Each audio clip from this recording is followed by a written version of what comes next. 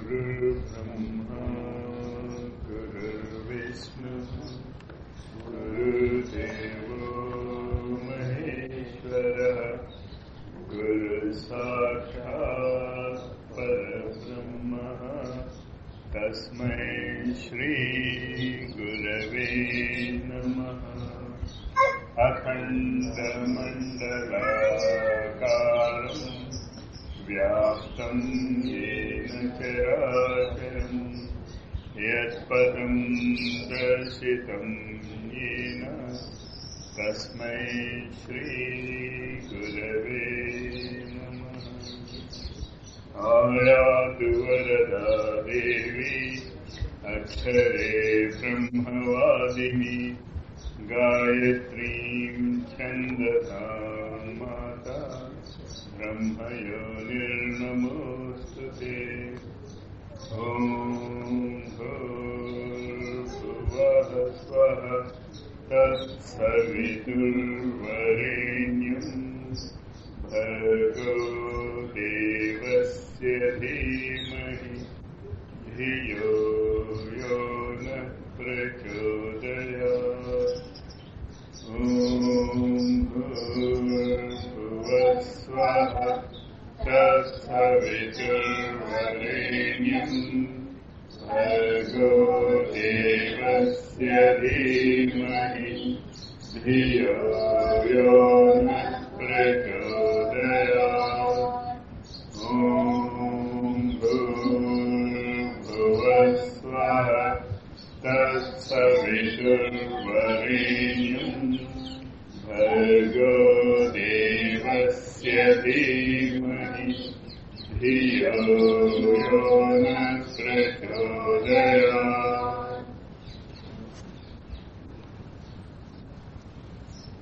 నిన్న గాయత్రి యొక్క దేవమాత, విశ్వమాత,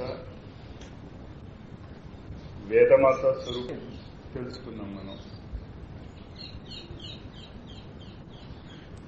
కానీ చాలా మంది మనసులో ఉండేటటువంటి సందేహం కానీ చాలా మందికి వచ్చేటటువంటి అపోహ ఏంటి అంటే, మరి భక్తులకి వాళ్ళకి భగవంతుడు పలికినట్టు మనకెందుకు పలకటం లేదు? ఆ రామనామమే మనము చేస్తున్నాం, ఆ రామనామమే వాల్మీకి చేశాడు. ఆ రామనామమే మనము చేస్తున్నాం, ఆ రామనామమే త్యాగరాజ్ చేశాడు, రామదాస్ చేశాడు. ఆ రామనామం వాళ్ళకి పలికిందే. పలకటమే కాకుండా కొన్ని యుగాల కిందట పలికిన వాళ్ళ వ్యక్తుల గురించి మనం ఈనాటికి కూడా చెప్పుకుంటూ వస్తున్నాం. మరి మనం చేస్తూ ఉంటే ఆ ఫలితాలు మనకి ఎందుకు రావటం లేదు? ఎందుకు మనకి భగవంతుడు మన మీద కృప చూపించడం లేదు?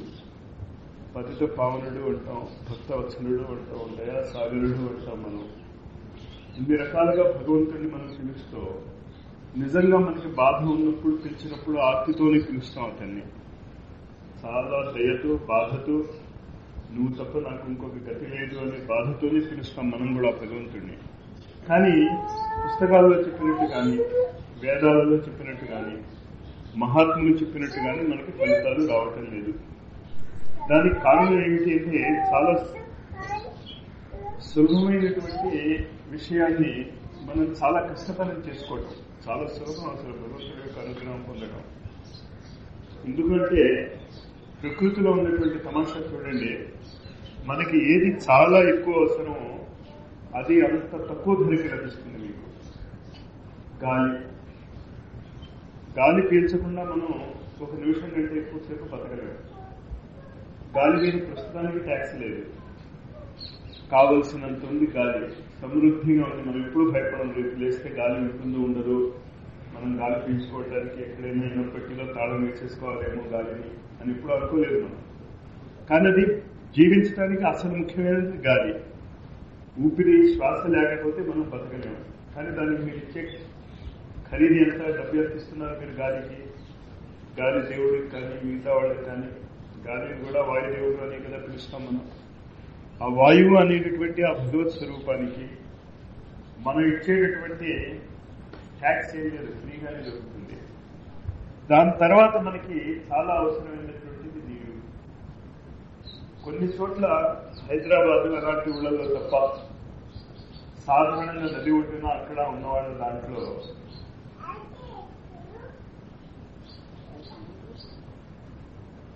మనం ఏం ధర కట్టక్కర్లేదు. దానికి ఉచితంగానే దొరుకుతుంది నీళ్లు, బావిలో కానీ ఎక్కడా కానీ. మనకేదో ప్రొటెక్టెడ్ వాటర్ కావాలి, మున్సిపాలిటీ వాటర్ కావాలి అని అనుకుంటే తప్ప నీటికి కూడా మనం ఇవ్వక్కర్లేదు.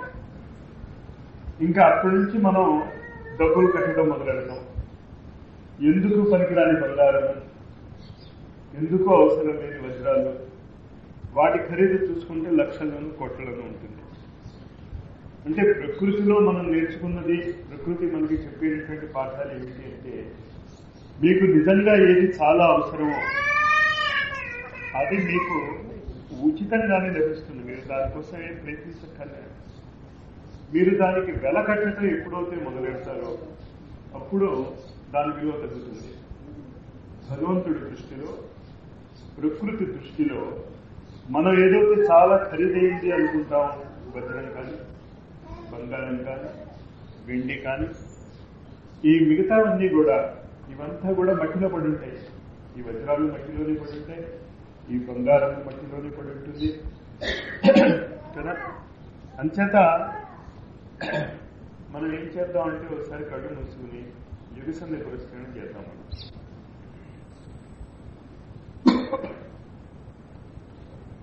మనం భూర్భువస్వః తత్సవితుర్వరేణ్యం భర్గో దేవస్య ధీమహి ధియో యో నః ప్రచోదయాత్. నా యొక్క మనోవాక్కాయ కర్మలలో ఆ శ్రేష్టమైన సవితా తేజస్సును, అజ్ఞానాంధకారమును పోగొట్టే దివ్యమైన శక్తిని ధారణ చేస్తున్నాను. అది మా బుద్ధులను సన్మార్గం వైపు ప్రేరేపించుతున్నది. ఓం భూర్భువస్వః తత్సవితుర్వరేణ్యం భర్గో దేవస్య ధీమహి ధియో యో నః ప్రచోదయాత్. నా యొక్క మనోవాక్కాయ కర్మలలో ఆ శ్రేష్టమైన సవితా తేజస్సును, అజ్ఞానాంధకారమును పోగొట్టే దివ్యమైన శక్తిని ధారణ చేస్తున్నాను. అది మా బుద్ధులను సన్మార్గము వైపు ప్రేరేపించుచున్నది. ఓం భూర్భువస్వః తత్సవితుర్వరేణ్యం భర్గో దేవస్య ధీమహి ధియో యో నః ప్రచోదయాత్. నా యొక్క మనోవాక్కాయ కర్మలలో ఆ శ్రేష్టమైన సవితా తేజస్సును, అజ్ఞానాంధకారమును పోగొట్టే దివ్యమైన శక్తిని ధారణ చేస్తున్నాను. అది మా బుద్ధులను సన్మార్గం వైపు ప్రేరేపించుతున్నది. చేత ఈ గాయత్రి మంత్రంలో కూడా ఆ భగవంతుడి యొక్క శక్తి మీకు కావాలి అంటే చాలా ఉచితంగానే మీకు లభిస్తుంది. ఆ సూర్యుడి యొక్క కిరణాలు ఇక్కడే ఉన్నాయి, పడుతున్నాయి ఇక్కడ సూర్యుడి యొక్క కిరణాలు. మీరు దానికోసమే అక్కడికి వెళ్ళక్కర్లే. గాయత్రి మాత ఎప్పుడో ఆకాశంలో ఉంది, ఆ ఫోటో ఉంది, ఆ పాట గాయత్రి మాత కదిలించేస్తుందని అనుకోక్కర్లేదు. ఆ గాయత్రి మాత ఫోటో మాత్రమే అది. కానీ అసలైన గాయత్రి మంత్రంలో ఇప్పుడు మనం ఏమనుకున్నాం, ఆ శ్రేష్టమైన సవితా తేజస్సు, దానికి మీరు ఏం కష్టపడాలి? ఆ సవితా తేజస్సును తెచ్చుకోవడానికి ఇక్కడే ఉంది. ఇదిగో నా చేతి మీద పడుతుంది ఆ సవితా తేజస్సు. కానీ ఏం చేయాలి? ఆ సవితా తేజస్సును అజ్ఞానాంధకారాన్ని పోగొట్టేటట్టు దివ్యమైనటువంటి దాన్ని మీరు ధారణ చేసుకోవాలి, మీరు ఉపయోగించుకోవాలి. దాన్ని అగ్గిపెట్టి ఉంది, గ్యాస్ స్టవ్ ఉంది, అంతా ఉంది, కానీ మీరు వెలిగించుకోరు, అన్నం ఉడికిపోవాలంటారు. ఎలా ఉడుకుతుందని? ఇంకొక ఆ గాయత్రి మంత్రం యొక్క శక్తిని మీకు ఉంది అమ్మా. దాంట్లో మీకు ఏమైంది? అది కూడా పుట్టుకలో చప్పుడే, కానీ అది పడేప్పుడు చూసుకోవాలి. అది పడిపోయిన ప్రమాదం నేను నిప్పు మీద పడుతున్నాను. దీపం కాస్త బయట పెడితే అది పడేసినా పర్వాలేదు.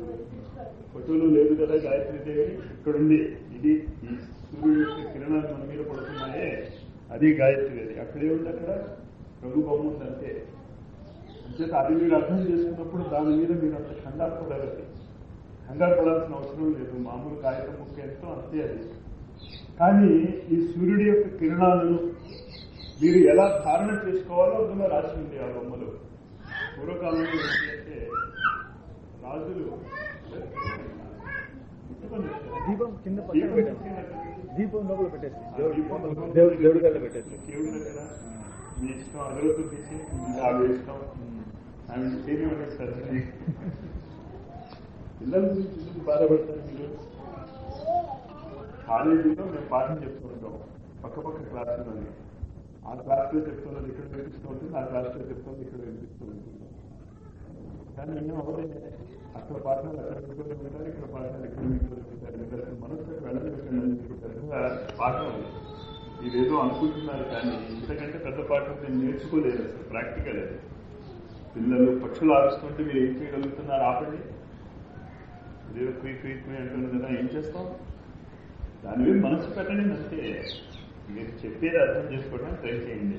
కానీ వాళ్ళు ప్రమాదకరమైన పని చేస్తే మాత్రం ఆపండి. అది ఇంపార్టెంట్. మిగతా ఏమిటి? అది కూడా ఒక భాగమే జీవితంలో పిల్లలందరి. అది లేకపోతే అసలు బాగుంటుంది. నేను అల్లరి చేస్తే మీరు బాగుంటుంది, నవ్వుతారు. శ్రద్ధ అల్లరి చేయకపోతే నవ్వాలి. పిల్లలు అలా వదిలేసి ఇంచేత ఆ గాయత్రి శక్తి మీకు రావాలి అంటే మీరు ఎక్కడికి వెళ్ళి ఎక్కడో కనిపించిన దేవుడి కోసం మనం వెంపలాడాలి. అది గాయత్రి దేవి యొక్క గొప్పతనం. ఆ సూర్యుడి యొక్క సవితా తేజస్సు అంటే మీకు అందరికీ కంటికి కనిపిస్తుంది. రాముడు ఎక్కడో త్రేతాయుగంలో ఉన్నాడు. ఎలా ఉన్నాడో మనకు తెలియదు. ఎవడో ఒక బొమ్మ గీస్తాడు, చేతిలో ఒక ధనుషు పెడతాడు, బాణం పెడతాడు. నిజంగా రాముడు అలా ఉన్నాడా లేదా తెలియదు.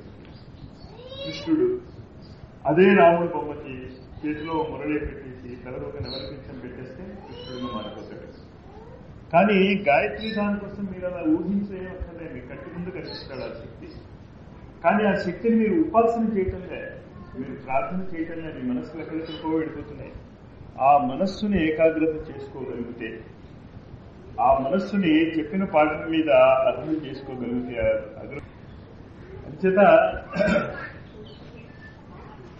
ఆ సూర్యుడి యొక్క తేజస్సును నేను ధారణ చేస్తున్నాను. ఇప్పుడు నేను చెప్తున్నాను మాటలు, ఇంతమంది వింటున్నారు ఈ మాటలు. ఇందులో ఎంతమంది మనస్సులో నేను చెప్పినటువంటి మాటలు ముద్రింపబడతాయి అన్నది ధారణ చేయటం అంటే. ధారణ చేయటం అంటే చెప్పినది మనసులో ఉంచుకోవటం. ఇవాళ చెప్తాం, రేపు మర్చిపోతాం. ఇవాళ క్లాస్లో పాఠం వింటాం, ఓ సంవత్సరం తర్వాత మర్చిపోతాం. చివరికి మీరు నమ్మరేమో, నేను పిహెచ్డీ ఏ సబ్జెక్ట్ మీద చేశానో నాకు గుర్తుంది, కానీ పిహెచ్డీలో ఏం రాశానో నాకు గుర్తులేదు. 20 ఏళ్ళు అయిపోయింది చేసి. అసలు ఆ టాపిక్ లో ఏం రాశాను, అసలు వాళ్ళు నాకు డిగ్రీ ఎందుకు ఇచ్చారు నేను మర్చిపోయాను. డిగ్రీ ఇచ్చాను తెలుసు, కానీ అందులో ఏం రాసిందో చాలా మంది పిహెచ్డీ వాళ్ళకి గుర్తుండదు. అంటే ఏమైంది? అక్కడ డిగ్రీ అవుతూ ఉంది పిహెచ్డీ, కానీ ధారణ లేదు. ఆ ధారణ లేకపోవడం వల్ల మంత్రం ఫలించాలి. గాయత్రి మంత్రమే కాదు, అసలు ఏ మంత్రం ఫలించాలన్నా, అసలు జీవితంలో ఏ చదువు ఫలించాలన్నా ఇదే కాదు. మా విజయవాడలో మా చెల్లెలు ఇంటికి వెళ్ళినప్పుడు ఘుమఘుమలు అని ఏదో వస్తుంది ఈ టీవీలో. నేను చూడలేకపోయినా ఘుమఘుమలు. ఎందుకంటే మా టైం అది, నేను కాస్త ఖాళీగా ఉన్న రోజుల్లో పవర్ కట్ ఎప్పుడే ఉండేది. అంచేత ఆ ఘుమఘుమలు ఏంటో నేను చూడలేదు. కానీ నేను మా చెల్లెల్ని అడిగాను, సరే మరి నువ్వు ఘుమఘుమలు ఏదో చూసావు కదా, అదేదో చేసి పెట్టాను. అప్పుడే మర్చిపోయాను. టీవీలో ఘుమఘుమలు, ఈ టీవీలో ఘుమఘుమలు అంటే వంట చేయడం ఎలా, రకరకాల కొత్త కొత్త వంటలు నేర్పుతూ ఉంటాడు, వాడు చేసి చూపిస్తూ ఉంటాడు. చూస్తాం మనం దాన్ని. వంట చేయడం చాలా బాగా వచ్చు కూడా మనకి. కానీ ఒకసారి వాడు అక్కడ చేసి చూపించిన అది మనసులో ధారణ లేదు కనుక ఏమైంది, ఆ ఘుమఘుమలు మన ముక్కు వరకు రాలే. టీవీ సీరియల్లోనే ఉన్నాయి, టీవీ బొమ్మల్లోనే ఉన్నాయి, గాయత్రి మాత కూడా ఆ బొమ్మలోనే ఉంటుంది, గురువు గారి సమాధులు కూడా ఆ బొమ్మల్లోనే ఉంటాయి, మనకి ఫలితాలు రాలేదు అని ఒక ఆంక్ష గురువు గారి మీద గాయత్రి మీద పెట్టడమే కాకుండా ఇంకొక పెద్ద ఆంక్ష పెట్టారు, సూర్యుడికి చాలా కోపం మా మీద.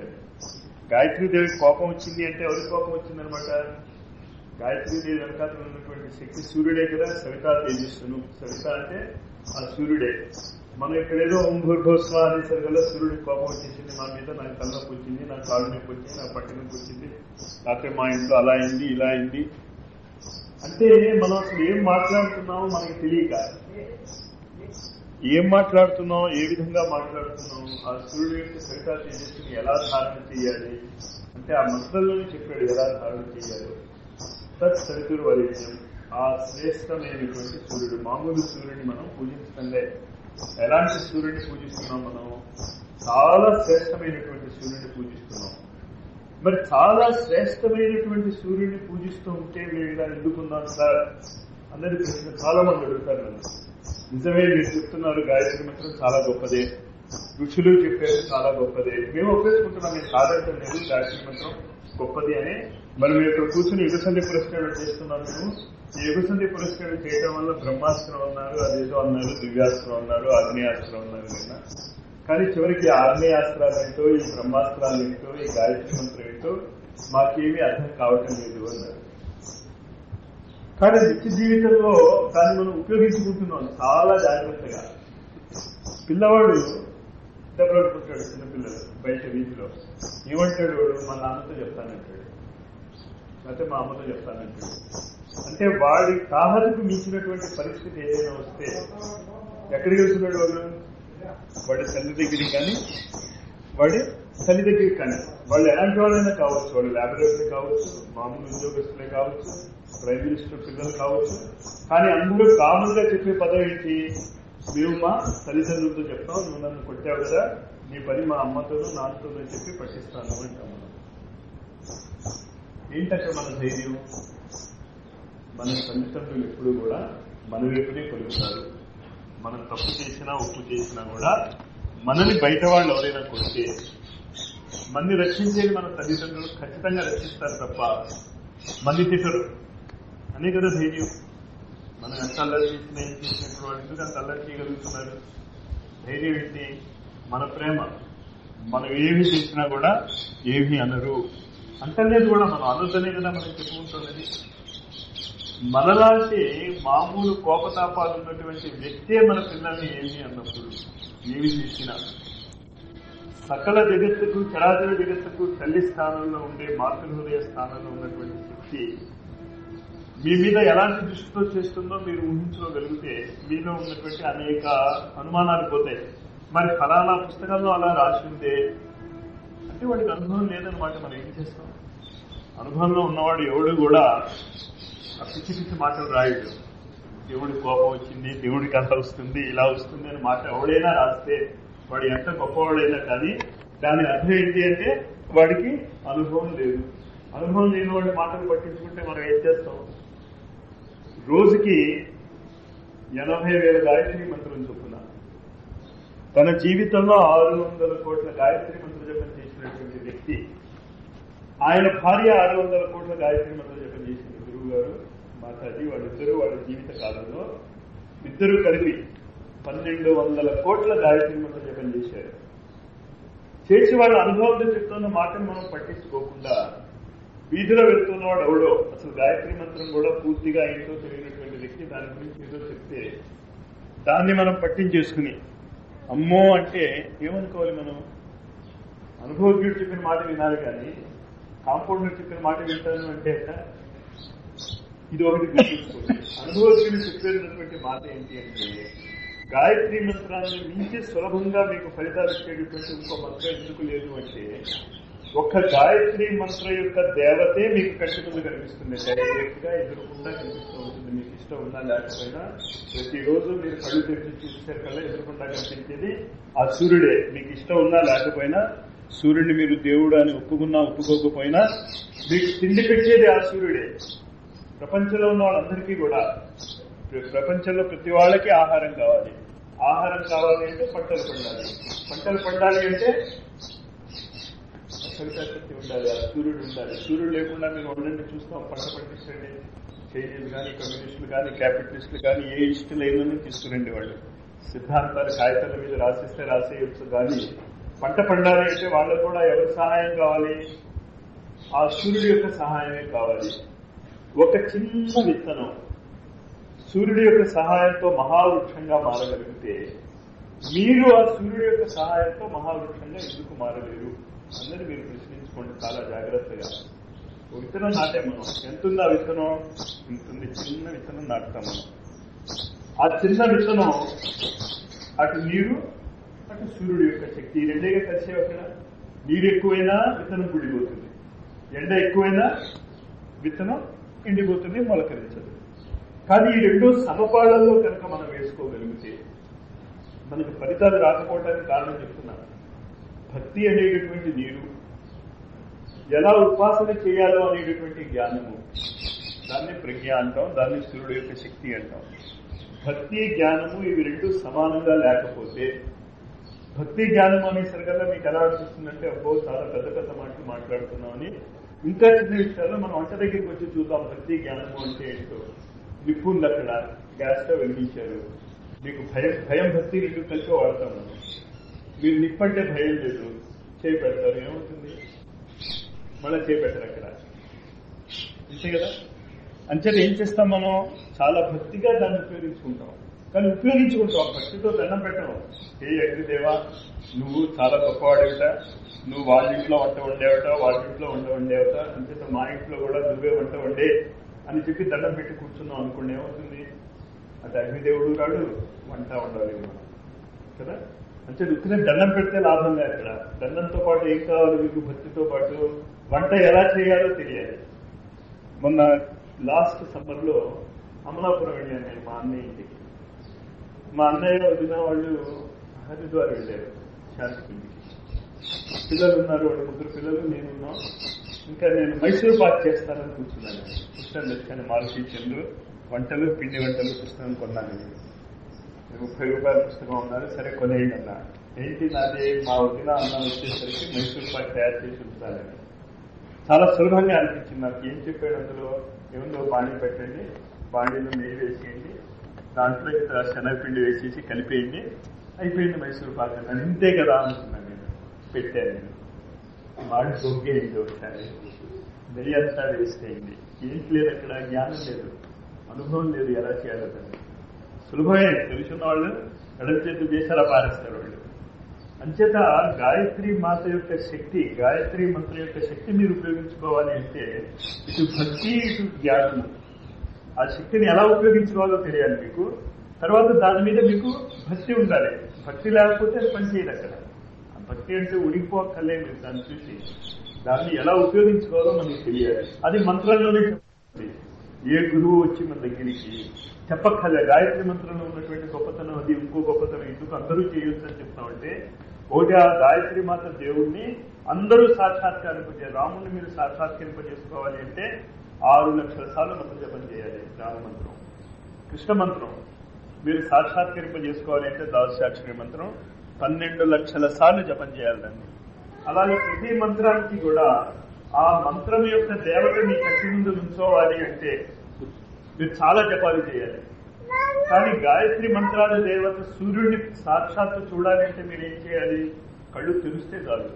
పడుకుని నిద్రపోతే కనిపించడు, కానీ మీరు కళ్ళు తెరిస్తే కనిపిస్తూనే ఉన్నాడు ఆ సూర్యుడు అక్కడ. అసలు మీరు ఏ విధమైనటువంటి సాధన చేయక్కర్లేకుండా ఒక మంత్రం యొక్క అధిదేవత ప్రత్యక్షంగా చూడాలి అంటే ఇంతకంటే గొప్ప మంత్రం ఏముంది? ఇంతకంటే సులువైన మంత్రం ఏముంది? గాయత్రి మంత్రాన్ని ఏదో అంటారు, అది ఎంత సులువు. అసలు మీరు సాధన చేయకుండా ఇదిగో ఈ మంత్రం యొక్క దేవుడు ఎవరు అక్కడ ఉన్నాడు మీరు చూసుకోండి.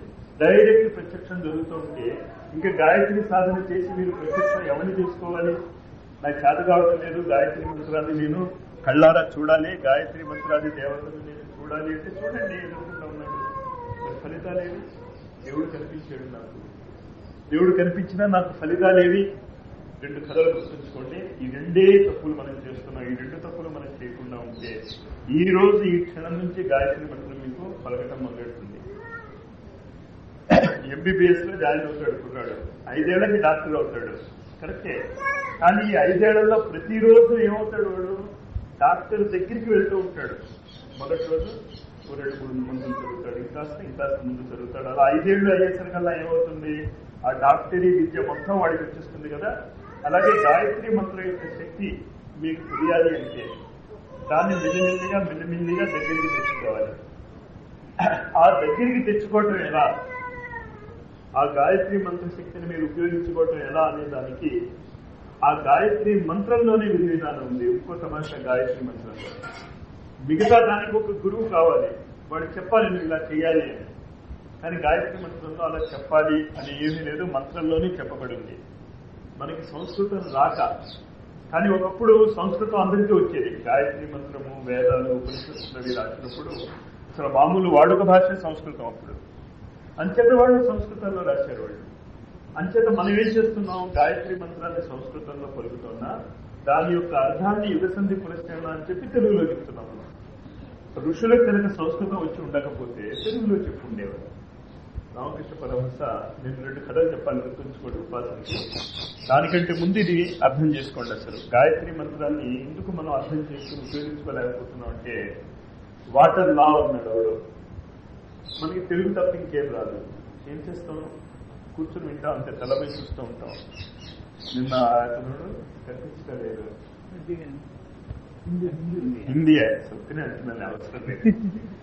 అతను హిందీ మాట్లాడితే మాకెంత ఆనందం వేసిందో. గబగబగా మేము మాట్లాడేసుకున్నాం. మమ్మల్ని వీళ్ళందరూ తిట్టేశారు, మాకు రాని భాష మీరు మాట్లాడుకుంటున్నారు, మాకు వచ్చిలేని తప్పు హిందీ మాట్లాడారు. వీళ్ళు వాళ్ళతో అప్పుడు చెప్పలేదు అనుకోండి, వాళ్ళు తప్పు హిందీ మాట్లాడారని.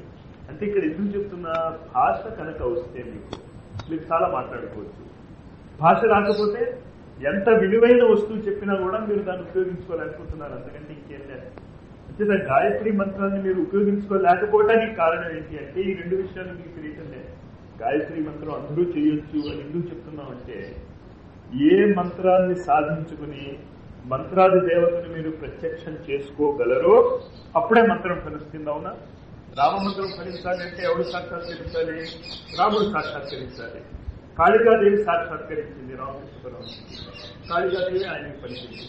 అంచేత ఏ మంత్రాది దేవత అయినా మీకు సాక్షాత్కరిస్తే తప్ప ఆ మంత్రాది దేవత పలకదు. గాయత్రి మంత్రాది దేవత సాక్షాత్కరించడానికి మీరేం చేయక్కర్లేదు. మీరు పూర్తిగా అర్థం చేసుకోండి. సాక్షాత్కరించే ఉన్నాడు ఎదురుకుండా, ప్రతిరోజు ఉదయిస్తాడు ఆ గాయత్రి మంత్రాది దేవత. మీరే అవసరపడక్కర్లేదు సాక్షాత్కరించడానికి, ఉపయోగించుకోవడం నేర్చుకోండి. ఇదివరకు సాధకులు మిగతా దేవతని సాక్షాత్కరింప చేసుకున్న తర్వాత కూడా ఆ దేవతని ఎలా ఉపయోగించుకోవాలో తెలుసుకోవడానికి టైం పట్టేది.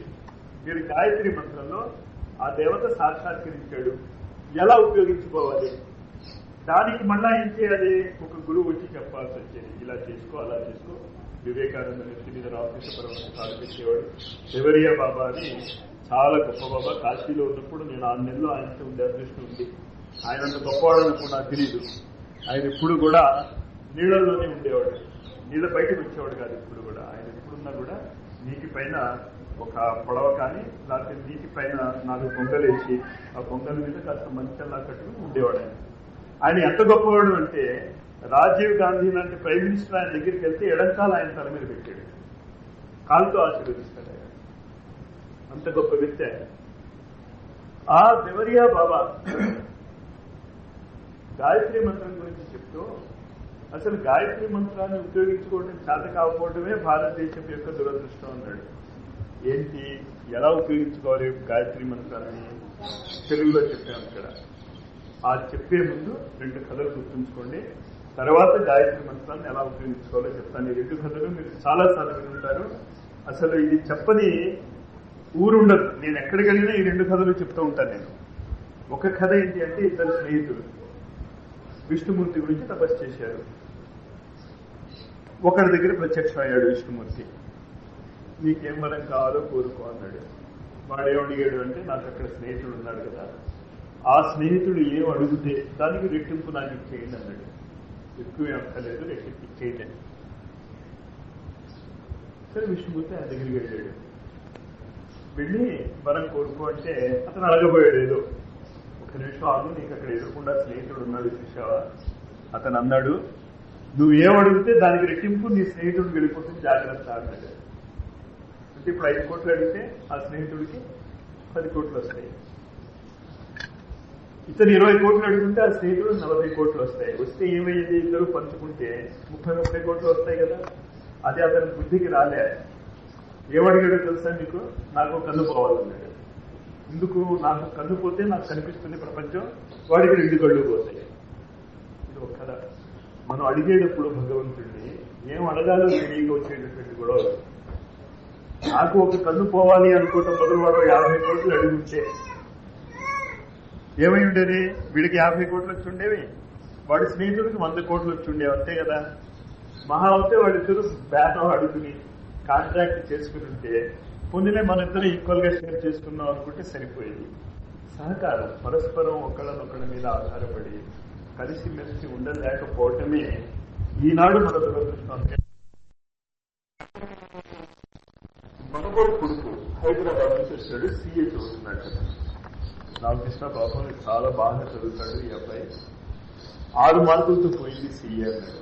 సీఏ పరీక్షలు ఎలా ఉంటాయంటే మామూలు మన పరీక్షల్లాగా ఉండవు. అందులో అన్నిట్లోనూ మార్కులు రావాలి, మళ్ళీ టోటల్లో కూడా మార్కులు కలవాలి.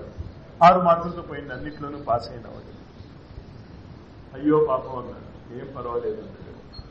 నేను ఆశ్చర్యపోయిన. అదేంటి పాపం 6 మార్కులతో పోయింది సీఏ పరీక్ష, చాలా కష్టమైన పరీక్ష, ఏం పర్వాలేదు. అతను ఇంకో స్నేహితుడు ఉన్నాడు, వాడు 3 మార్కులతో పరీక్ష పోయింది అన్నాడు. ఇందాక చెప్పిన కళ్ళు 2 కళ్ళు కదే, పోవటం ఇద్దరిది క్షౌరమే. కానీ నాకు రాలేదు అనే బాధ వీడికి లేదు. ఏంటి వీడి బాధ, ఇంకోటికి కూడా రాలేదు. ముందు ఆ మానసిక స్థితి మనం పోగొట్టుకోకపోతే గాయత్రి మంత్రమే కాదు, ఏ మంత్రమూ ఫలించదు. జాగ్రత్తగా అర్థం చేసుకోండి. పరస్పర సహకారం. ప్రకృతిలో అన్ని ఒకదానికోటి సహకరించుకుంటూ ఉంటాయి, మనుష్యులే సహకరించుకోరు. ఇది ఒక కథ. రెండో కథ, మన శ్రీశైలంలో శివరాత్రి నాడు చాలా మంది భక్తులు వెళ్తున్నారు. శ్రీశైలానికి వెళ్ళి మల్లికార్జున స్వామి, భ్రమరాంబికాదేవి దర్శనం చేసుకుని, మాస్టర్ 8:30 ఇంకో 2 నిమిషాలు ముగించేస్తాను. భ్రమరాంబికాదేవి దర్శనం చేసుకుని శ్రీశైల శిఖరం చూసి ఒక శ్లోకం చదువుతున్నారు అందరూ. తెలుసుగా మీకు అందరికీ ఆ శ్లోకం ఏంటో, మీరు శ్రీశైలం చాలా మంది వెళ్ళే ఉంటారు. శ్రీశైల శిఖరం దృష్ట్యా పునర్జన్మన విద్యతే. శ్రీశైల శిఖరాన్ని ఎవరైనా చూస్తే వాడి పాపాలన్నీ పోతాయి. ఇంచేత మన భారతీయ సంస్కృతిలో మన ఉద్దేశం ఏంటి అంటే, మనిషి జన్మ ఎందుకు ఎత్తుతాం అంటే పూర్వజన్మలో ఏదో పాపం చేసి ఉంటాం, అంచేత ముక్తి చెందాలి, మనకి బాధరబంది అది ఏం ఉండకూడదు, అంచేత పునర్జన్మ ఉండదు శ్రీశైల శిఖరం కనుక చూస్తే అని అర్థం చెప్పుకుని కోట్లాది కోట్ల మంది శివరాత్రి నాడు వెళ్తున్నారట, వస్తున్నారట. ఈ ఎలక్షన్ ఆఫీసర్స్ వాళ్ళు కూడా ఒక్కొక్కసారి వాళ్ళ ఎలక్షన్ అవి ఎలా జరుగుతున్నారో చూస్తామని ఆ ఎలక్షన్ లో ఎవరైతే నుంచుంటారో వాళ్ళు కూడా చూస్తూ ఉంటారు వచ్చి.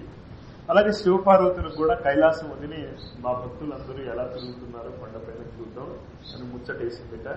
కైలాసం వదిలేసి వాళ్ళు ఆంధ్రప్రదేశ్కి వచ్చి శ్రీశైలం దగ్గరికి వచ్చి నుంచుని చూస్తున్నారట ఆకాశంలో. భక్తుల పైకి ఎక్కి కిందకి దిగి రావడం అంటే పార్వతీదేవి అందిట శివుడితో, నాగా చూశారా ఆంధ్రప్రదేశ్ వాళ్ళు ఎంత భక్తులు, శివరాత్రి నాడు కాశీలో ఇంతమంది భక్తులు రారు, శివరాత్రి నాడు శ్రీశైలంలో ఇంతమంది భక్తులు వచ్చారంటే ఖచ్చితంగా ఆంధ్రప్రదేశ్ లో ఉన్న వాళ్ళందరూ కూడా మహాభక్తులు. వీళ్ళందరూ కూడా ఎందుకంటే వీళ్ళందరూ కూడా శిఖరాన్ని చూస్తున్నారు, వీళ్ళందరికీ కూడా ఇంకా పునర్జన్మ ఉండదు కదా అని చాలా ఆనందపడిపోయింది పార్వతీదేవి. శివుడు అన్నట్టు నువ్వు అలాగే అనుకుంటున్నావు, వీళ్ళకి ఎవరికి ముక్తి రాదు అన్నట్ట. ఆవిడ కొన్ని మండిపోయింది. శాస్త్రాలలో వ్యాసుడంతటి వాడు రాశాడు స్కంద పురాణంలో. వ్యాసుడి కంటే మీకేమైనా ఎక్కువ తెలుసా? శ్మశానంలో ఇంత బూడిద రాసి కూర్చుంటారు మీరు, పుస్తకాలు చదివారా, ఏమైనా చదివారా? వ్యాసుడు అయితే వేదాలు రాశాడు, ఇది రాశాడు, అది రాశాడు, అంత మహాశాస్త్రజ్ఞుడు రాశాడు.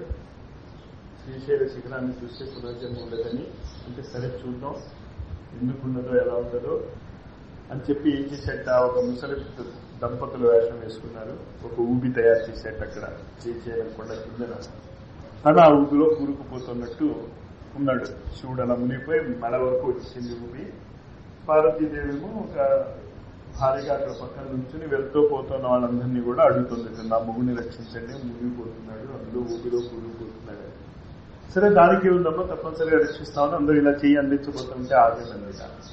మీలో ఎవరైనా ఏ చిన్న పాపం అయినా చేసి ఉంటే మీరు చచ్చిపోతారు, ఆయన చచ్చిపోతాడు, దయచేసి అని చేత నా మొగుడిని మీరు చంపకండి. మీరు అమ్మో మేము అప్పుడేమో ఆ చిన్న పాపం చేసాం, అప్పుడేదో పాపం చేసాం, పాపం చేయని వాడు అవంతా గుర్తు తెచ్చుకుని ఎవడు శివుడిని రక్షించలేక ఎవరు దాని మట్టు వాడు వెళ్ళిపోతున్నారు. ఒక పరమ కిరాతకుడు ఒకడు శ్రీశైలం వచ్చాక వాడికి తెలియదు అది శ్రీశైలం అని. పోలీసుల నుంచి తప్పించుకుంటూ అక్కడికి వచ్చాడు, అడిగి ఉంటుంది కదా అని. అందరూ కొండెక్కుతున్నారు కదా అని వీడు కొండెక్కాడు. వాడికి తెలియదు అది శ్రీశైలం అని, మల్లికార్జున స్వామి ఉంటాడని ఏమీ తెలియదు వాడికి. అక్కడ వాడు అందరూ అలా శిఖరం చూస్తుంటే వీడు చూశాక వాడికి అక్కడ శిఖరం కనిపించిందో లేదో తెలియదు. నేను కూడా అక్కడికి ఎక్కి శిఖరం కనిపిస్తుందేమో అని చూశాను. నాకేం శిఖరాలు కనిపించలేదు, అంటే కరెక్ట్ గా చూడలేదేమో నేను. వాడికి కనిపించలేదు, కానీ అక్కడ ఈ శ్లోకం వినిపించింది వాడికి, శ్రీశైల శిఖరం దృష్ట్యా పునర్జన్మన విద్యతే. రైట్ అన్నాడు. అంటే ఇంకా నేను చేసిన పాపాలన్నీ పోయినట్టే కదా, ఇంకా నాకు పునర్జన్మ లేదనుకున్నాడు. చాలా ఆనందంగా దిగటం మొదలెట్టాడు. కొండ చివరి కిందకి దిగితే దంపతులు ఉన్నారు ఇక్కడ, ఊపిలో కూలిపోతున్నటువంటి శివుడు. అందరితో అడుగుతున్నట్టే ఆ కిరాతకుండు కూడా అడిగిందిట, నువ్వు రక్షించు నా మొగుడిని. సరే రక్షిస్తానంటే మళ్ళీ ఆశింది, నువ్వు ఎప్పుడైనా ఏదైనా తప్పు పని చేస్తుంటే మాత్రం జాగ్రత్త, ప్రమాదం నా మొగుడికి ప్రమాదమే, నీకు ప్రమాదమే ఉంది. నీ మొహంలో ఉంది, నేను శ్రీశైల శిఖరాన్ని చూశాను, ఇంకా నాకేంటి పాపాలు అన్నాడు. లాగేశాడు. శివుడు బయటకు వచ్చాడు.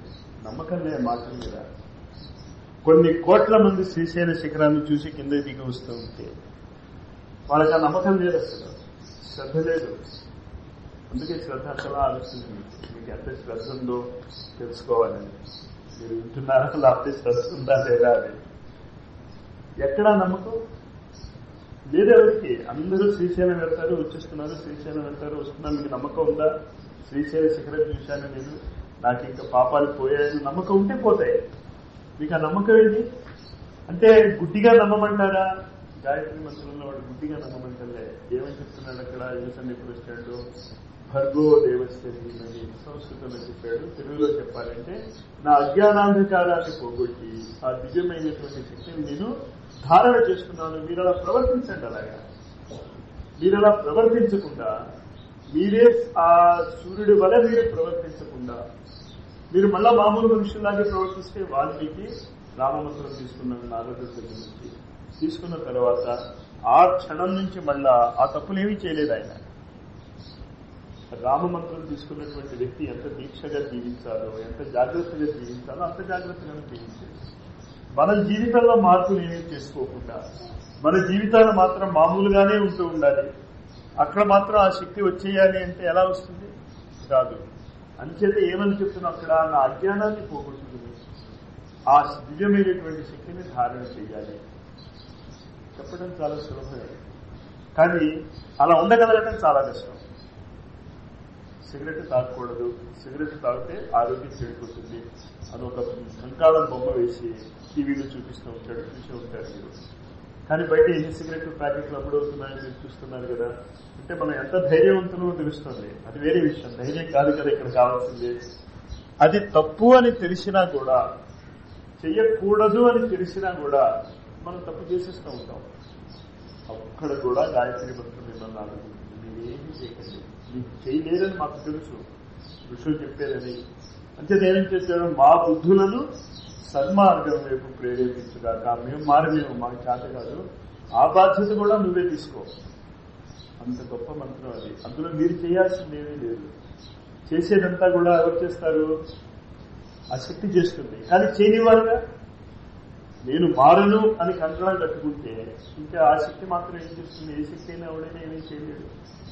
అంచేత ఈ మంత్రోచ్చారణ మనం చేస్తున్నప్పుడు నా యొక్క మనోవాక్కాయ కర్మలలో, మనస్సులో, వాక్కులు, చేతలలో ఎలా ఉండాలి? ఆ దివ్యమైనటువంటి శక్తి, ఆ గాయత్రి మంత్రం యొక్క శక్తి, ఆ సూర్యుడు యొక్క శక్తి ఎలా ఉండాలి? సూర్యుడు యొక్క శక్తి వాడు ఏ మతస్థుడైనా, ఏ కులస్థుడైనా, మురికాలమైనా, పంటలు పండుతున్నా, బంగారమైనా, ఇత్తడి అయినా, సిమెంట్ అయినా ఎటువంటి పదార్థం అయినా ఒకేలాగా పడతాడు. ఇంగ్లాండ్ లో అయినా అలాగే కిరణాలు వస్తాయి, సూర్యుడి యొక్క కిరణాలు. నంబూరులోనూ సూర్యుడి యొక్క కిరణాలు అలాగే వస్తాయి. ఢిల్లీలో పివి నరసింహరావు గారి ఇంట్లో కూడా అదే సూర్యుడి యొక్క కిరణాలు వస్తాయి. శాంతికుంజ హరిద్వార్లో అఖండ గాయత్రి మంత్ర జపం జరుగుతున్న స్థలంలో కూడా సూర్యుడి యొక్క కిరణాలు ఒకేలాగా వస్తాయి. మీకు ఎంత సూర్యకిరణాలు వస్తున్నాయో అంతే సూర్యకిరణాలు అట్లా కూడా వస్తూ ఉంటాయి. మరి మనం అలా ప్రవర్తిస్తున్నామో అందరితోనూ ఆ సమానమైనటువంటి దృష్టి కలిగి ఉండి శత్రువులైనా మిత్రులైనా అందరినీ ఒకేలాగా చూడగలిగేటటువంటి మనస్సుకి స్థితి మీరు తెచ్చుకోగలిగితే, తెచ్చుకోలేవు, అంత సులభంగా రావు ఆ మానసిక స్థితిలో. అందుకనే మంత్రంలో ఏమడుగుతున్నాం, మళ్ళా మా బుద్ధులను సన్మార్గం వైపు నువ్వు ప్రేరేపించాలి, నువ్వు చేయించాలి, నేను చేయగలను. అందుకే అందరికీ ఏం చెప్తూ ఉంటాను నేను చేయలేకపోతున్నా మాస్టర్, మాకు చేత కావటం లేదు మాస్టర్, మీరు ఏం చేయగలరు చేసుకుంటూ ఉండండి, గాయత్రి మంత్రాన్ని చేసుకుంటూ ఉండండి, అదే తీసుకెళ్తుంది. మా యొక్క బుద్ధులను సన్మార్గం వైపు ప్రేరేపించుచున్నది, అది ఇస్తుంది ప్రేరేపణ మీకు. మీరే మానక్కర్లేదు. కానీ ఇది కూడా ఏమో అంటే ఆ గాయత్రి మంత్రాన్ని మేము 10 నిమిషాలు 15 నిమిషాలు కూడా చేసుకోలేము అంటే ఇంకేం చేయాలి? వంట అంతా ఉండి రెడీగా అమర్చి పెట్టి మేము తినలేము, ఇంక చేయగలిగేది ఏమి? అది గాయత్రి మంత్రంలో ఉన్నటువంటి గొప్పతనం. అంత సులభమైనటువంటి మంత్రాన్ని ఎంత భయంకరంగా వర్ణిస్తున్నారో శాస్త్రజ్ఞులు పండితులు మీరు చూసుకుంటున్నారు కదా. ఎందుకు కాబరా అంత సులభమైంది అని తెలిసి కూడా దేవుడు డైరెక్ట్ గా ప్రత్యక్షం అవుతున్నాడు. మీలో మార్పు మీరు చేసుకోక్కర్లేదనే చేస్తాడు. మరి మీరేం చేయాలి? ఈ కోరిక కోరుకోండి, మనసారా కోరుకోండి. చేస్తున్నప్పుడు నేను మారాలి అనేది నాకు చేత కాదు, నువ్వే చేయాలి కూడా. దివ్యం దదామితే బుద్ధిం భగవద్గీతలో 10వ అధ్యాయంలో శ్రీకృష్ణుడు చెప్తాడు. ఛందస్సుల్లో గాయత్రి ఛందస్సు నేనే, యజ్ఞాలలో జపయజ్ఞాన్ని నేనే. అంటే గాయత్రి జపం ఎవరు? శ్రీకృష్ణుడే. అప్పుడు ఏం చెప్తాడు 10వ అధ్యాయంలో? మళ్ళా మీ అంతటా మీ మనస్సులు మారవు, మీ బుద్ధులు మారవు, నేను మారుస్తాను. దివ్యం దదామితే బుద్ధి, ఆ బుద్ధి కూడా నేనే ఇస్తాను మీకు. మీరేం ప్రయత్నించక్కర్లేదు నేను మారిపోవాలి. కానీ మీరు చేయాల్సింది ఏంటి? ఈ మంత్ర జపం మాత్రం మీరు చేసుకుంటూ ఉండాలి. అంత సులభమైనటువంటి మార్గము ఇంకా ఇతర మంత్రాలు ఎక్కడుంది? ఇంకో మంత్రం చూపించండి ఇలాంటి సులభమైనటువంటి మంత్రం ఎక్కడైనా ఉంటే ప్రపంచంలో. ఆ మంత్రాది దేవత మీకు ప్రత్యక్షంగా ఉంది. ఆ మంత్రాది దేవతే బాధ్యత తీసుకుంటుంది. ఏం బాధ్యత తీసుకుంటుంది? మిమ్మల్ని మంచి మార్గంలో ప్రేరణ చేసేటటువంటి బాధ్యత నాదే. కానీ మీరు ఇక చేయాల్సింది ఏముంది? కనీసం ఆ జపం చేసుకోండి. అది నేను చేయలేదు అంటే ఇంక అంతకంటే సులభమైనటువంటి మార్గం ఏదైనా ఉందా ఎక్కడైనా ప్రపంచంలో? దొరకదు మీకు ఎక్కడ. ఇంచేత 5 సంధి పురస్కరణ 5 సార్లు చేద్దాం. ఈ ఉద్దేశంతో అర్థం చేసుకుని చేయండి. మీరు గమనించుకుంటూ ఉండండి మీ జీవితాల్లో మార్పులు ఎలా వస్తాయో ఖచ్చితంగా మారుతారు. గమనించకపోతే మార్పు రాదు. ఎందుకు ఆ మార్పు రాదు అని చెప్తాను అంటే, మా కాలేజీలో కొత్తగా చెట్టు నాటారు 2 వైపులా. మా కాలేజీ చూశారు కదా, టీజీపీఎస్ పెద్ద దూరం కాదు, ఒక 200 అడుగులు వేస్తే కాలేజీ లోపలికి వెళ్ళిపోతాం. 2 వైపులా చెట్లు నాటారు. ఒకసారి లోపలికి వెళ్ళగానే మా స్నేహితుడు ఒక అడిగాడు, రామకృష్ణ కొత్తగా చెట్లు నాటారు కదా, ఎన్ని చెట్లు నాటారు? రోజు అక్కడి నుంచి వెళ్తున్నా నేను. 3 ఏళ్ళు అయింది ఆ చెట్లు నాటి. ఇతను కూడా చాలా సార్లు వచ్చాడు. నువ్వు చెప్పగలవు ఎన్ని చెట్లు నాటారు? రోజు కళ్ళారా చూస్తున్నావు, రోజు ఆ కళ్ళారా ఆ సూర్యుడిని చూస్తున్నావు. ఆ శక్తి మనకి రాదు. విచేత గమనించటం లేదు కనుక. ఇవాళ నేను చెప్పాను కదా, ఆయన మా కాలేజీకి వస్తే చెట్లు లెక్క పెడతాడు గ్యారెంటీగా. ఈయన చెట్లు లెక్క పెడతాడు. రేపు నేను అడిగినప్పుడు చెప్పేస్తాడు, ఇటువైపు 12 చెట్లు ఉన్నాయి, అటువైపు 6 చెట్లు ఉన్నాయి. ఇంచేత తెలిసింది 12, 6 చెట్లు ఉన్నాయి. మరి 3 ఏళ్ల నుంచి అక్కడ వెళ్తున్నాను, తెలియలే. ఆ సూర్యుడు అక్కడే ఉన్నాడు, ఆ సూర్యుడు కిరణాలు అలాగే వస్తున్నాయి. మనకు ఉపయోగించుకోవడం చేత కావటం లేదు. ఉపయోగించుకోవటం ఎలా? ఇది ఒక్కటి ఆ తెలుగులో చెప్పిన భావాన్ని మీరు అర్థం చేసుకుంటూ రోజుకు 1 గంట సేపు ఇది మీరందరూ కలిసి చేస్తూ ఉంటే ఆ శక్తి కిందకి దిగుతుంది కనుక దీన్ని శక్తి పీఠము అన్నాం. 5 సార్లు చేద్దాం, ఆపేద్దాం. ఈ భావన చేసుకోండి. కళ్ళు మూసుకుని నిటారుగా కూర్చుని గమనించండి. అందుకు ఇది చెప్పేది, మీ మనసు ఎక్కడికో పంపించకండి. ఇంట్లో ఏమవుతుంది, అక్కడే అవుతుంది, జరిగేవేవో జరుగుతూనే ఉంటాయి. ఈ 5 నిమిషాల్లో ఏమో అయిపోదు. కానీ ఈ 5 నిమిషాల్లో మీరు జాగ్రత్తగా నేను చెప్పింది విని ఆ గాయత్రి మంత్రం యొక్క శక్తితో మీ సంబంధాన్ని పెట్టుకోగలిగితే, ఆ సంబంధాన్ని పెట్టుకోవటమే ఉపాసన అంటాం. దగ్గరగా కూర్చోటం. కళ్ళు మూసుకోండి. సూర్యుడి గురించి ఆ మంత్రాల దేవత ప్రత్యక్షంగా మన ముందు ఉన్నాడు. మీరు ఏది ప్రత్యక్షం చేసుకోవక్కర్లే, ఎదురుగా ఆ సూర్యుడిని ఊహించుకోండి. ఆ సూర్యుడిని ఊహించుకున్న తర్వాత ఆ సూర్యుడు నాలో ఎటువంటి మార్పు కావాలి అనుకుంటున్నామో చూడండి. ఓం భూర్భువస్వః తత్సవితుర్వరేణ్యం భర్గో దేవస్య ధీమహి ధియో యో న ప్రచోదయాత్. నా యొక్క మనోవాక్కాయ కర్మలలో ఆ శ్రేష్టమైన సవితా తేజస్సును, అజ్ఞానాంధకారమును పోగొట్టే దివ్యమైన శక్తిని ధారణ చేయుచున్నాను. అది మా బుద్ధులను సన్మార్గము వైపు ప్రేరేపించుగాక. ఇప్పుడు అర్థమైంది కదా ఏం చేస్తున్నావు గాయత్రి మంత్రంలో? ఇది గమనించుకోండి. మీరు ఎక్కడ మీ వాక్కులో మార్పు రావాలి, మీ కర్మలలో మార్పు రావాలి, మీ మనస్సులో మార్పు రావాలి. మీరేం చేయకండి, గమనించండి వస్తుందో లేదో. ఇందాక నేను చెప్పాను ఆ చెట్లు అక్కడ ఉన్నాయి, నేను గమనించలే. ఎన్ని చెట్లు ఉన్నాయో నాకు తెలియదు, నాలో మార్పు వచ్చిందో లేదో ఏం తెలుస్తుంది. అలాగా మీరు ఈ గాయత్రి మంత్రాన్ని ఒక అరగంట సేపు చేసుకున్న తర్వాత మీరు బయటకు వచ్చి రోజల్లా మీరు చూసుకుంటూ ఉండండి. మీ మనస్సులో మార్పు వచ్చిందా, మీ వాక్కులో మార్పు వచ్చిందా, మీ చేతల్లో మార్పు వచ్చిందా? వచ్చింది. ఎందుకు వచ్చింది? మాస్టారు నేను మారలేదు అని మీరు చెప్తున్నారంటే అర్థం ఏంటి? ఇన్నాళ్ళు మీరు అదే మనిషి, సడన్ గా నా దగ్గరికి వచ్చి గాయత్రి మంత్రం మొదలెట్టాక నేను మారలేదు అంటున్నారు. అంటే ఏం చేశారు? మీరు గమనించడం మొదలెట్టారు, చూసుకుంటున్నారు మీరు మారారో లేదో. అదే గాయత్రి మంత్రం అంటే. అంతకంటే ఇంకేం లేదు. అంచేత ఆ గమనించుకోవటం నేర్చుకోండి, మనస్సుని, వాక్కుని, కర్మని. ఓం భూర్భువస్వః తత్సవితుర్వరేణ్యం భర్గో దేవస్య ధీమహి ధియో యో న ప్రచోదయాత్.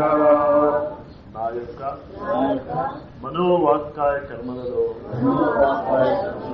ఆ శ్రేష్టమైన సవితా తేజస్సును, అజ్ఞానాంధకారమును పోగొట్టే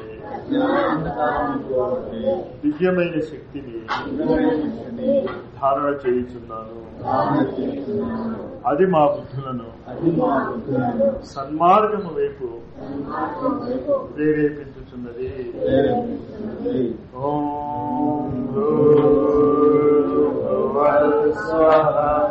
తత్సవితుర్వరేణ్యం భర్గో దేవస్య ధీమహి ధియో యో న ప్రచోదయాత్.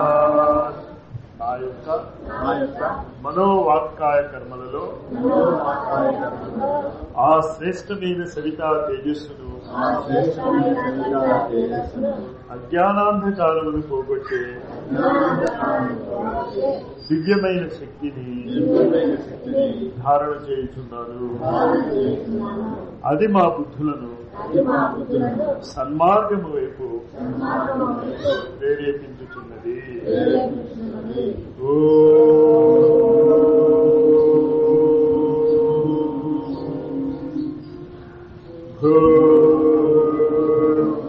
భూర్భువస్వః తత్సవితుర్వరేణ్యం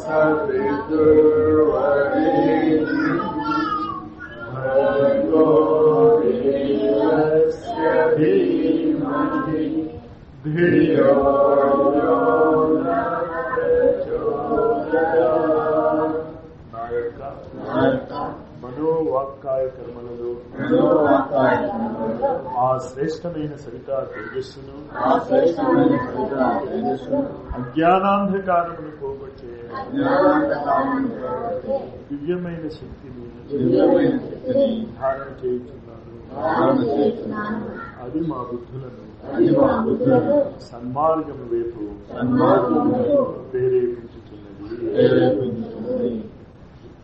ఆ విధంగా గాయత్రి మంత్రాన్ని చేసుకోండి. భారత ఏమవుతాం? ఖచ్చితంగా మారుతాం. ఎవరి కోసం మారుతాం? కానీ చేసుకోవాలి.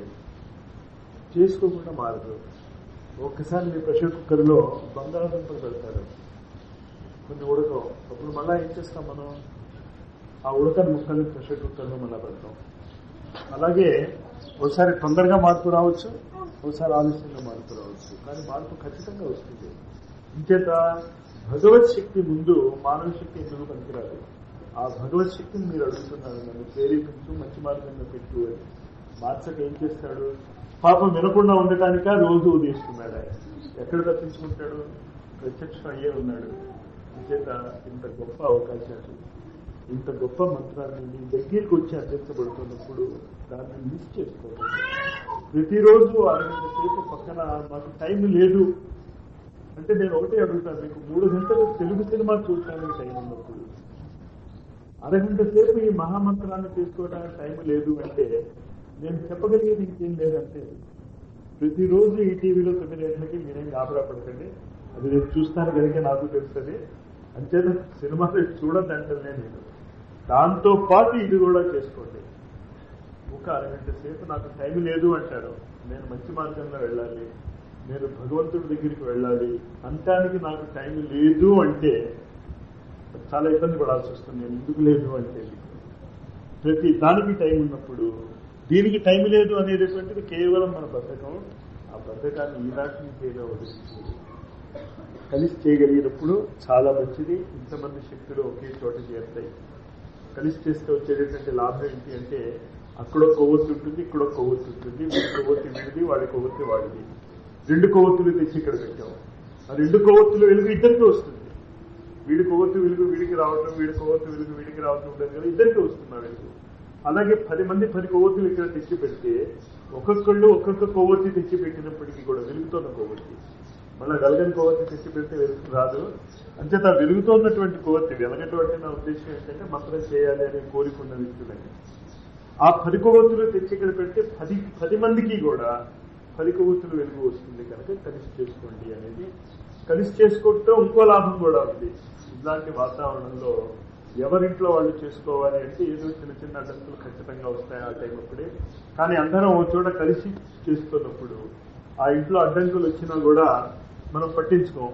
ఒకళ్ళే కూర్చొని జపం చేసుకుంటూ ఉంటే పిల్లలు అలర్ట్ చేస్తూ ఉంటే ఏం చేస్తాం? మనం లేచి పిల్లల్ని చూసుకుంటాం. అది 10 మంది కూర్చొని ఎప్పుడైతే మనం జపం చేసుకుంటున్నాం, పిల్లలు అల్లరి బాగానే జరుగుతుంది, మన సాధన బాగానే జరుగుతుంది. కారణం ఏంటి? కలిసి చేస్తాం. అధిష్టాన దేవత వినాయకుడు కనుక ఆయన అనుగ్రహం వల్ల మన శిశువు మేధావి అవ్వాలి అనే భావనతో నాతో పాటు మనతో చెప్పండి. రాసుకుని వాళ్ళు ఇష్టం వాళ్ళకి అసలైంది అయితే ఇది కర్మకాండే. గృహప్రవేశం అంటాను. గృహప్రవేశానికి ముందు మీరు ఎన్నిసార్లు ఇంటికి వెళ్ళి చూస్తారో మీకు గుర్తుందా? ఇల్లు కట్టించడం దగ్గర నుంచి శంకుస్థాపన దగ్గర నుంచి ఇల్లు పూర్తి రంగులు వేసేంత వరకు మీరు రోజు ఇంట్లోకి వెళ్తూనే ఉంటారు, వస్తూనే ఉంటారు. గృహప్రవేశంలో ముహూర్తం పెట్టుకుంటాం. అలాగే వాడు అక్షరాభ్యాసం అయిపోయింది కరెక్ట్ ముహూర్తానికి. ఇదేంటి? కర్మకాండ. అది మనం చేసుకునేది. పిల్లలు వదిలేయండి ఇక్కడ. ఓం నాతో వాడు చెప్పండి. ఓం గణానాం త్వా గణపతిగుం హవామహే. చిన్న ముఖ్యమండి, పెద్ద తీసి చెప్పడం తిన్నా పర్వాలేదు. ప్రియాణాం త్వా ప్రియపతిగుం హవామహే. నిధీనాం త్వా నిధిపతిగుం హవామహే. వసో మమ ఆహమజాని గర్భధమా త్వమజాసి గర్భధం.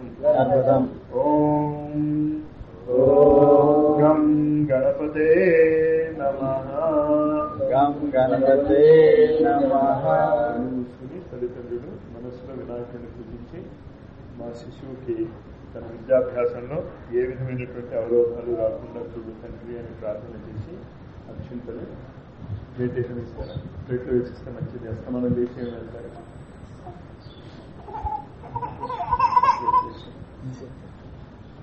అర్థమైంది కదా? అక్కడ ఏ విఘ్నాలు రాకుండా వాళ్ళకి బాగా జరగాలి మనస్ఫూర్తిగా కోరుకోండి.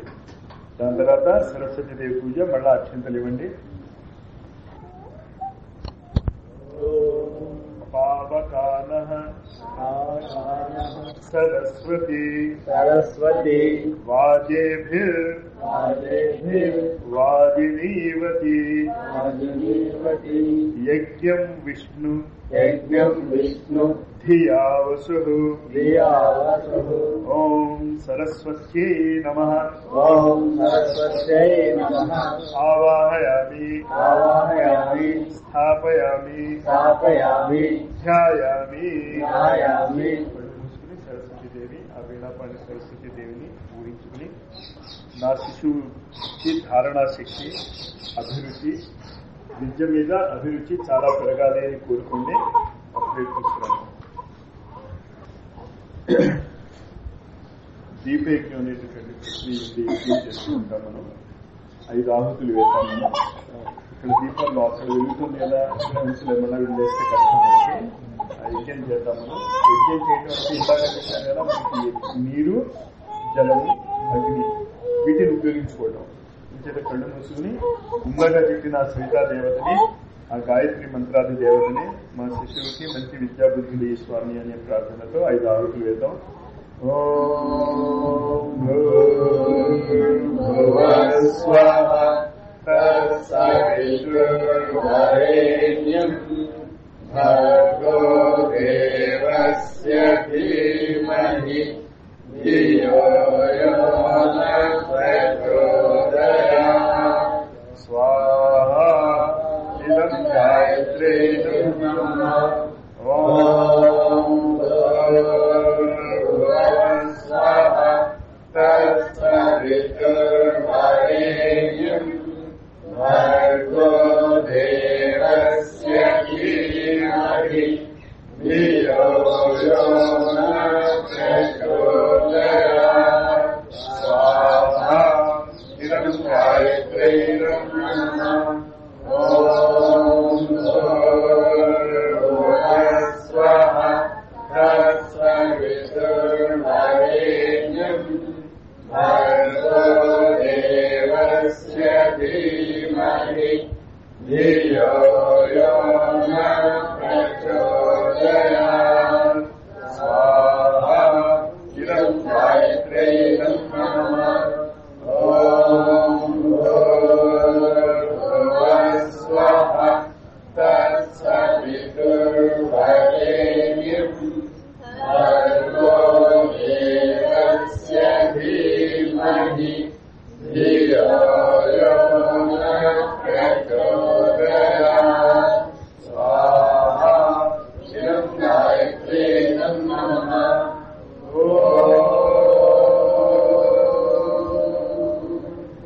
భూర్భువః స్వః తత్సవితుర్వరేణ్యం భర్గో దేవస్య ధీమహి ధియో యో నః ప్రచోదయాత్. స్వాహా ఇదం గాయత్రీ నమః. ఓం పూర్ణమదః పూర్ణమిదం పూర్ణాత్ పూర్ణముదచ్యతే పూర్ణస్య పూర్ణమాదాయ పూర్ణమేవావశిష్యతే. ఓం పూర్ణాదర్విపరాపదా సుపూర్ణాపరాపదా తస్మేవ విక్రీడావః శతక్రతో స్వాహా. ఓం సర్వం వై పూర్ణం స్వాహా. ఓం సర్వం వై పూర్ణం స్వాహా. ఇప్పుడు తల్లిదండ్రులు ఏంటి అంటే, ఈ అక్షరాభ్యాసం చేయించిన వాడికి మీరు దక్షిణ ఇవ్వాలి. ఇస్త్రీ చేసిస్తా ఉంటే నేను ఒప్పుకోను కదా, జాగ్రత్త ఏనండి, నేను దక్షిణ అడగబోతున్నాను. నేను ఇప్పుడే చెప్పాను, నేను గాయత్రి మంత్రం యొక్క గొప్పతనం. మీరిద్దరూ కలిసి, భార్యాభర్తలు ఇద్దరూ కలిసి ప్రతిరోజు 15 నిమిషాల పాటు గాయత్రి మంత్రం చేసుకోవటమే నా ఇచ్చేటటువంటి దక్షిణ. అక్షరాభ్యాసం చేయించినందుకు మీ నుంచి నేను కోరుకునేది అది. కలిసి చేయాలి సహకారం. ఎప్పుడు టైము అన్నగారులైనా నాకు అభ్యంతరం లేదు. గాయత్రి మంత్రం ఎప్పుడైనా చేసుకోవచ్చు. కలిసి చేయండి. కలిసి చేస్తున్నప్పుడు ఈ భావం ఉంచుకోండి, నా శిశువుకి అద్భుతమైనటువంటి మేధస్సు రావాలి, అద్భుతమైనటువంటి శక్తి రావాలి, అద్భుతమైనటువంటి వ్యక్తిత్వం రావాలి అని కోరుకుంటూ చేయండి. అదొక్కటి మీరు చేస్తే ఇంకేంటి అలాంటి కక్షంతో లక్ష్యాలు తీసుకుంటే మన భారతదేశం మాట్లాడుతుంది. హలో ఓం భూర్భువః స్వః తత్సవితుర్వరేణ్యం